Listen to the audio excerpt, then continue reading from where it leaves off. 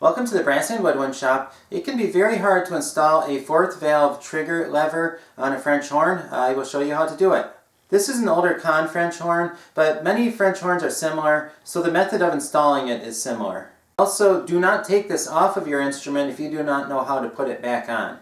Before you do this job, make sure that you have the hinge rod oiled and ready to go and right next to the instrument, and also make sure you have the screwdriver ready and right next to the instrument. This is a trombone water key installing tool, and the way it works is you put the two ends of the spring into the holes on it, and then it helps you to bend it back so that you can install it easier. But this also works very well on French horn trigger springs. This tool makes the job a lot easier. Often the end of the springs are bent, and that makes it hard to get the tool onto there. So what you do is you take a pliers and straighten that out before you use the tool, like that. And it does not have to be perfectly straight, just straight enough for the tool to go on there. There are 4 different ways you can install the trigger on the French horn, and only one is correct. This is wrong, and this is wrong, and this is wrong. The only correct way to do it is so that the arm is wrapped around the 4th rotor, like that. And that is the correct way to put it on. But of course the spring needs to be under tension, so you need to wrap the spring around and then install it. When you tighten the spring, you want it to turn this way. You can see how they tighten up the spring coil like that. You want it to go the same direction. As you turn this, the spring is going to try to come off of there like that. So what you want to do is push down on it as you're turning it. So you keep pressure both down and rotated. And then it's a little tricky to get it around this point. Once it's all the way, you can install it into the instrument. And sometimes you need to switch hands and get it into there.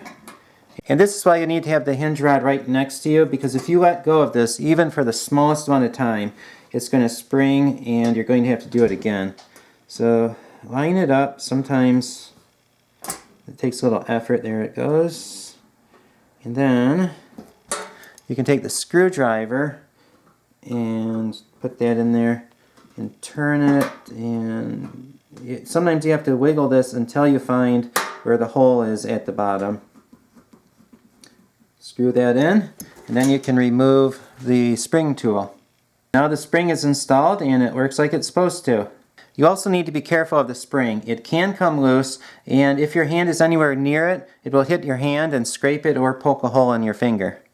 After the spring is installed, if you need to, you can take a pliers and bend the spring back the way it was before. And sometimes they do this so that you don't get poked on the spring.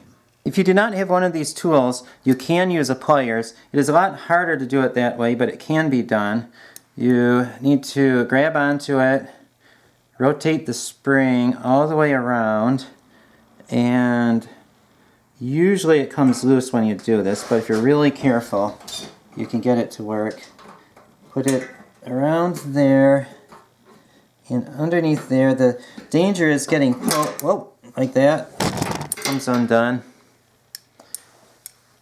So if you do it with the pliers, you'll have to usually try it several times.